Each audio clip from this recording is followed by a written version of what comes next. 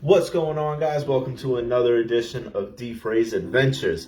If you haven't already, please remember to like and subscribe. I'm really trying to boost this channel, really trying to raise this channel up to do more of these reviews, more adventures in my life, and so on and so forth. This isn't just a review page. This is really anything. I go to the theme parks, I go travel Orlando, I go travel Florida, I go travel outside of Florida, and I just want to take YouTube along for the journey. But right now we are doing reviews and strictly reviews at this very moment. Anyways, tonight we are going to be going over Spider-Man No Way Home. I will be posting spoilers in this review, so if you haven't seen the movie or you do not want to be spoiled within the movie, I don't recommend you watch this until you've seen it. So, now that that's out of the way, and I don't want to be that person that spoils everything for everyone, so we're going to get into the movie. I thought that this was a really, really good setup. I think that the Spider-Man movies have done very well through the years, and Tom Holland is actually my favorite version of Spider-Man. Tobey Maguire was my second favorite, but I really feel like this new Spider-Man has taken it to the next level. The second guy, he was okay, but it's just not really there, you know. It didn't really hit, and which is funny because they kind of make that in this movie. They kind of show that a little bit. So this takes place right after the last Spider-Man, where Mysterio kind of goes over and exposes who Spider-Man is, and pretty much Peter Parker's life has been ruined. He can't get into colleges. Everyone looks at him like he's a villain, a bad guy. Just doesn't fit in with anyone anymore because his secret has been exposed. So he goes to Doctor Strange, asks him if there's any way that they can reverse it to where nobody would remember. Halfway through the spell, he keeps changing it up because he said, well, look, I don't want MJ to forget me. I don't want my best friend to forget me. I don't want my aunt to forget me. And it keeps messing up the spell. So what ends up happening is the spell breaks and other universes, the multiverse, other areas of villains from the past come in, which I think that was really interesting and something that was pretty cool because it ties everything together in the movie. You got Doc Ock, you got Green Goblin, you got Electro, the Lizard, you got Sandman, you got all of them kind of just from different versions of different Spider-Mans, which was kind of cool because you got to see in the end, a little bit towards the end, all of the Spider-Mans come together. You had Tom Holland, you had Tobey Maguire, and then you had the second guy. I'm not really good on his name. Like I said, he was not my favorite out of all of them. I felt that those were kind of the more lackluster Spider-Man movies of all of them. But it was really cool to see all three Spider-Mans together. They all worked together in the end, and there was like some really funny moments in it where they started fighting and they were trying to work together, but they kept getting destroyed because none of them really work as a unit except for the new Spider-Man. So it was kind of funny at one point where, you know, they're all together and they're saying we just can't function as a team. And the new Tom Holland's version said, you know, it's fine. I've even worked with the Avengers. And you got Tobey Maguire's version of Spider-Man, who was like, that's awesome, that's great. Who are the Avengers? So, you know, because in the original Spider-Mans, the Avengers weren't a thing. Even in the second version of Spider-Man, they weren't a thing. Because he goes, is that like a band? So that was really funny. It was cool to see different versions and different just ways that they went with the movie. I always did like the Green Goblin. He was one of my favorite villains in all of the movies themselves.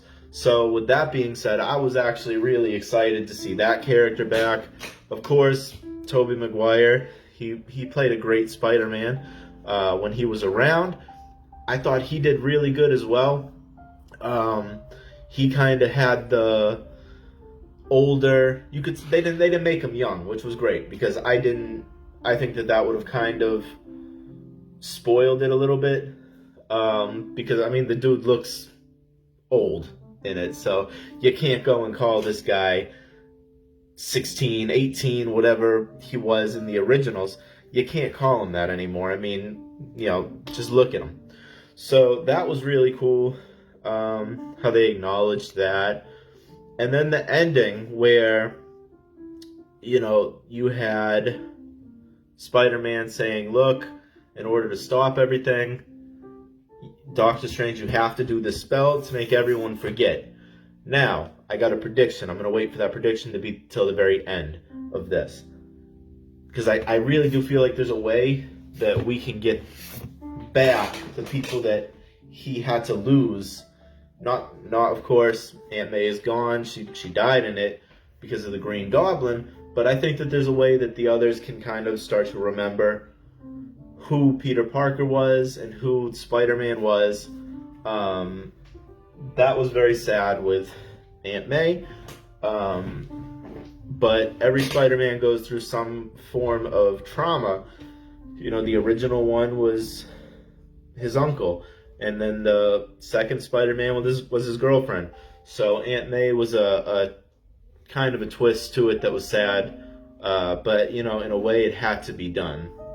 So the movie ended, of course, with Doctor Strange doing this spell.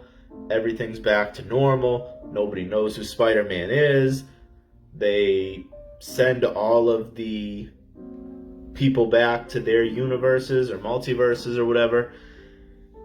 And they kind of just go along with their lives from there. Overall, I thought this was a really good movie. It was a really good addition to the Spider-Man franchise. Like I said, Marvel does a great job when it comes to these superhero movies.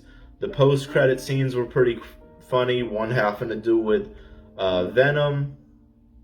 And then the other one, it looks like it's kind of just promoting the new Doctor Strange movie that's going to be great. He's one of my favorites.